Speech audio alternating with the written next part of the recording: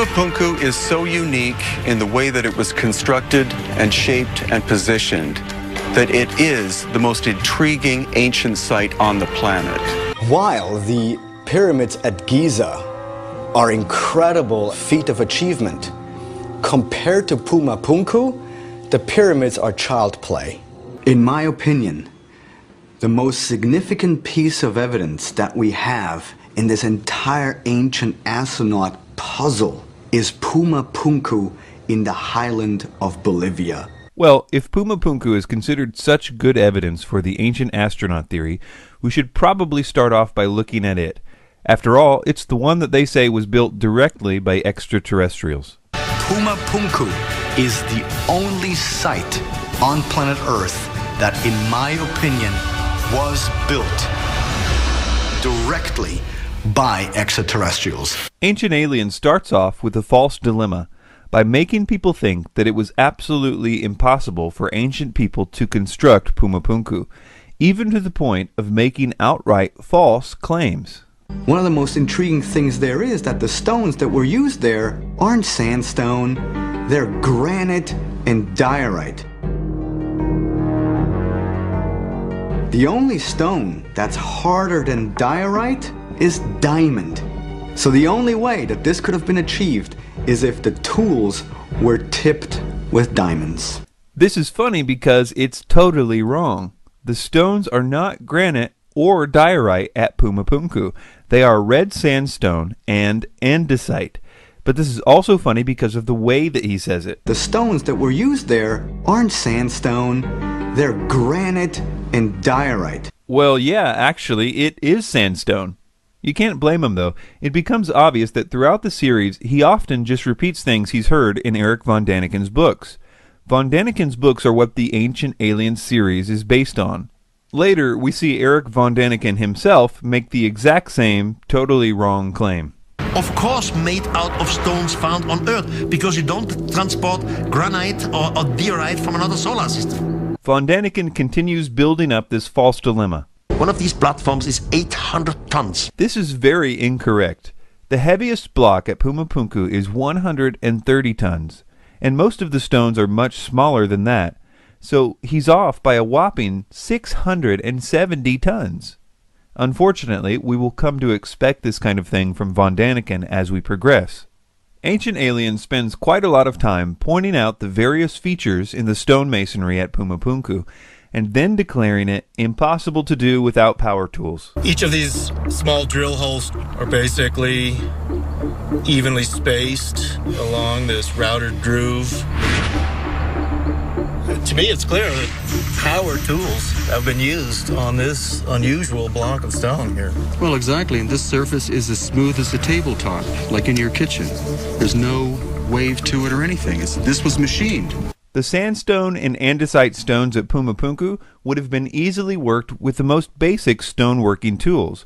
The idea that diamond-tipped power saws were needed is ridiculous. The red sandstone was relatively soft and easy to work with, and even though andesite is pretty hard, because of the way it cooled, it could easily be flaked off using stones as soft as 5.5 on the Mohs scale. Such pounding stones were found all over the andesite quarries in the area. Contrary to Ancient Aliens' claims that archaeologists are baffled by Puma Punku, archaeologists know the basics about how Puma Punku's stones were cut and shaped. This is partly because there is evidence for this all over the site itself. They actually used a method that almost all ancient stoneworkers used. They used hard pounding stones to pound out trough-like depressions. Later on, they used flat stones and sand to grind the stone to make a polished surface. We will see later on that this is also how the Egyptians, thousands of years before this, made their flat-surfaced granite monuments like obelisks. Sand, as we will see later when we look at Egypt, has extremely hard particles in it, and if placed between a flat surface and a rock, can polish even the hardest stones known to man. In fact, the harder the stone is, the better it can be polished using sand. We will also see how sand can turn a piece of copper into a very efficient granite saw or granite drill, a method which the Egyptians utilized quite well. Some stones at Puma Punku that Ancient Aliens would never show the cameras are the ones that are in the middle of this process. They show that at the same time a stone was being pounded by stone hammers, which created these trough-like depressions, the grinding and polishing was taking place on the other end of the stone. Unfinished stones like this one clearly show how they were shaped, and it wasn't with lasers. There's also unmistakable evidence of stone hammers having been used in places that were never meant to be visible, like where certain stones would be connected with one another. And because of that, it's hard for me to believe Eric von Daniken in this next clip, because it would mean that the alien toolbox had a laser gun right next to a stone hammer. Extraterrestrials arrive, the spaceship stands in orbit. Only a smaller space vehicle comes down like a space shuttle. So, just to protect their instruments, they make overnight, with their technology, what we call a base camp. Of course made out of stones found on Earth, because you don't transport granite or diorite from another solar system. And then they disappear. But the wall of their base camp is still there. It is true that stone tools would not be enough to construct Puma Punku, especially for some of the finer points. For that, they would need metal chisels and the equivalent of a carpenter's square. Entire studies have been done detailing how these cuts were made, and nothing spectacular is required except some metal tools like chisels. The arguments against this are usually either that a particular culture did not yet know how to cast metals, or that copper chisels would have been too weak. On the first point, we know that the pre-Incan Andean culture was very skilled at fashioning metals and creating metal alloys. In fact, the people who built Puma Punku were even pouring copper alloys into molds right on site, showing that they had more than enough capability to form all kinds of metal tools. But the question is, what about the tool's strength? Well, even if they were pouring pure copper into a mold, it would still work, but it would need sharpening often. But because archaeologists actually found a few of these metal cramps used by them on site, we now know that they were using a very strong copper arsenic nickel alloy, which made a much stronger final product. Arsenic acts as a deoxidant, preventing the metal from becoming too brittle, and nickel was used in copper alloys specifically to make strong chisels. Once you understand that they had the ability to make strong metal tools in a huge variety of shapes, there is no part of Puma Punku's stonework that would have been too difficult for them. Well, what about these 90-degree right angles that ancient aliens make so much about? One of the amazing things here at Puma Punku is the precision of the blocks. You can see with this block of granite that it's really been cut at very accurate right angles. To make flat surfaces with right angles, you don't need alien technology. You only need a square or a simple equivalent. It's important to keep in mind that Puma Punku would have been built thousands of years after the Egyptians, who had all kinds of squares and plumb bobs and levels and so on. It's a pretty basic stoneworking tool. That being said, despite what Ancient Aliens says, Puma Punku is not all perfect right angles. You can even see this, ironically enough, as the Ancient Aliens crew goes around with carpenter's squares. You can see that some of them are simply not square. Also, they make claims like all the H blocks are the same dimensions, which they say suggests that they were made by a big machine. But not only would that not be the only conclusion if it were true, it's not even true. The dimensions of the H blocks are not all the same, though they are close. It's probably the case that they were made using the same plans. Speaking of plans, mainstream archaeologists say that Puma Punku was built by the Aymara Indians. And we would all have to agree that in order to build something like Puma Punku, you need writing, you need planning, and you need some sort of a idea where which piece goes and how it ultimately all fits together. But there is one thing that all the mainstream archaeologists agree upon, that the Aymara didn't have any writing.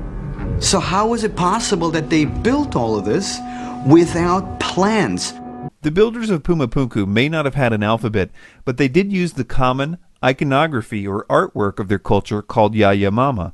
All the icons on the site are Yanomama, not secret alien code, and this is but one of the many indications of the culture and time that it was built.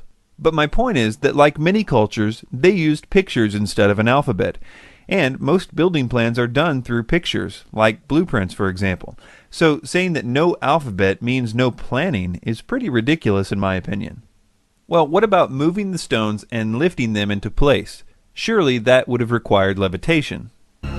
How these massive blocks of granite were moved from their quarries and brought here to Puma Punku would have required some kind of super technology. Levitation and anti-gravity. Huge lifting vehicles.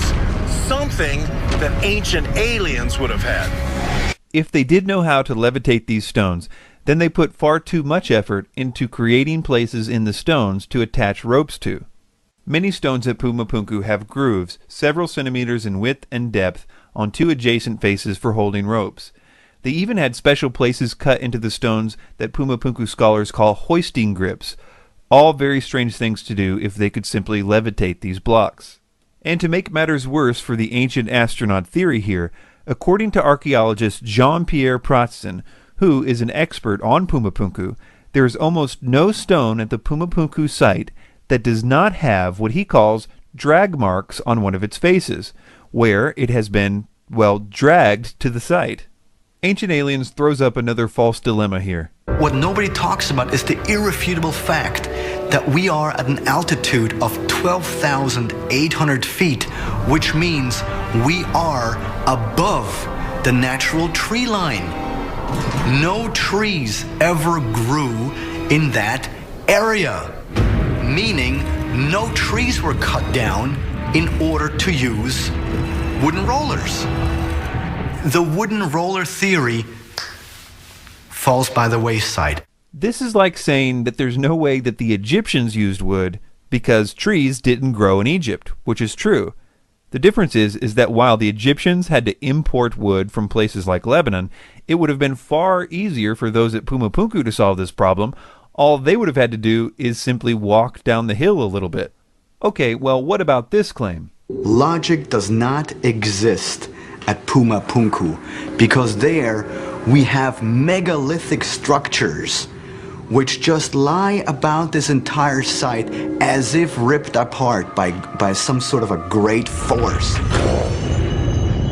I propose that logic still exists at Puma Punku, and that the scattered state of the complex can easily be explained.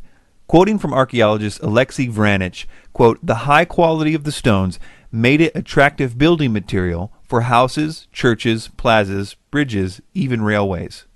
In other words, the stones were pulled down and hauled off by locals for building material. In fact, we have the 400-year-old writings of a visitor to Puma Punku who said that the looting was in full swing even back then. He wrote that if the site was closer to town, he didn't think there would have been any stones left at all. Ancient Alien says that Puma Punku is 17,000 years old. This is what Vranich said of this claim. Quote, "The idea that Tiwanaku is 14,000 years old is based on a rather faulty study done in 1926. Since then, there has been a huge quantity of work, both on the archaeology and the geology of the area, and all data indicates that Tiwanaku existed from around AD 300 to 500. For more information on the faulty study he's referring to here, I will quote at length from Jason Colavito, who has been debunking ancient astronaut theories for years in his books and blogs. He said the following about this claim. Quote, "Tiwanaku is not 17,000 years old. This date derives from the work of Arthur Poznański, who tried to apply archaeoastronomy to the site, but did so in ways that modern scholars do not recognize as legitimate. Poznański proposed a date of 15,000 BP, before present, i.e. 13,000 BCE, which the geniuses on Ancient Aliens misread as 15,000 BCE, adding an extra 2,000 years onto Poznański's already flawed dates. Here's what he did wrong. Poznański assumed that the Kala Sasaya temple at Tiwanaku was laid out with perfect accuracy to align to the equinoxes and solstices that he felt but could not prove were important to the Tiwanaku people. Thus, on a certain day, the sun was supposed to rise above one rock at the temple and set behind another. Ah, but which rock should we choose? Since the current ruins do not align with these celestial events accurately, he concluded that the ruins must have been built at a time when they would have aligned with that event. Since the sun and sky change positions at a predictable rate due to the gradual changes in the angle of the Earth's axis, he concluded that the Kalasasaya temple was built in 13,000 BCE as a solar observatory, despite no other evidence of solar astronomy at the site. The long and the short of it is that Poznański assumed celestial alignments and assumed flawless construction, and then used his assumptions to prove that his assumptions were correct. Colavito also has this picture of the site with the caption, "Pick a rock, any rock, one of them must align with something." This site has been dated using a huge variety of methods, things like carbon dating, the type of metals they used, the debris found in certain places, the type of iconography they used. Literally every kind of dating method applied comes to the same conclusion. It was constructed in the early Middle Ages. Before we conclude this section on Puma Punku, there are two other claims I wanted to address. The Spanish conqueror asked the Inca, the people living there, including the king of the Inca, what is this Puma Punku? And they all said, it's not us. It's not our forefather who make this. This were made by the gods in one single night.